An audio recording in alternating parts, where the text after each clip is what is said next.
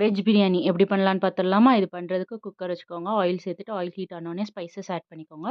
இப்போ ஆனியன் சேர்த்து ஆனியன நல்லா வதக்கி எடுத்துக்கலாம். இந்த அளவுக்கு வதங்குனதுக்கப்புறமா 3 பச்சை மிளகா சேர்த்து வதக்கிட்டு 10லேருந்து 20 சின்ன வெங்காயத்த அரைச்சு சேர்த்துருக்கேன். அதையும் சேர்த்து நல்லா வதக்குனதுக்கப்புறமா கலருக்காக காஷ்மீரி மிளகாய் தூள் சேர்த்து வதக்கிக்கோங்க. இப்போ இஞ்சி பூண்டு பேஸ்ட்டு சேர்த்து இஞ்சி பூண்டு வாசனை போற வரைக்கும் நல்லா வதக்கி எடுத்துட்டு, ஒரு கைப்பிடி அளவுக்கு புதினா, மல்லி சேர்த்து வதக்கிக்கலாம். இப்போ 4 தக்காளி சின்ன சின்னதா அரிஞ்சு வச்சிருக்கேன். அது சேர்த்து வதக்குனதுக்கப்புறமா காய்கறிகள சேர்த்து வதக்கிட்டு, கொஞ்சமா புளிப்பில்லாத தயிரையும் சேர்த்து நல்லா வதக்கிக்கலாம். இப்ப உப்பு ஆட் பண்ணி ஒரு வதக்கு வதக்கிட்டு, மசாலாஸ் ஆட் பண்ணிடலாம். மிளகாய்த்தூள், மல்லித்தூள், கரம் மசாலா சேர்த்து நல்லா வதக்கிக்கோங்க. மசாலாவோட பச்சை வாசனை போனதுக்கப்புறமா தண்ணி ஆட் பண்ணிக்கலாம். 4 கிளாஸ் அரிசிக்கு 8 கிளாஸ் தண்ணி சேர்த்துருக்கேன். தண்ணி நல்லா கொதி வந்தோனே அரிசி சேர்த்துக்கலாம்.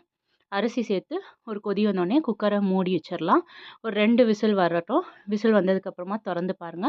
நம்ம அருமையான பிரியாணி ரெடி ஆயிருச்சு.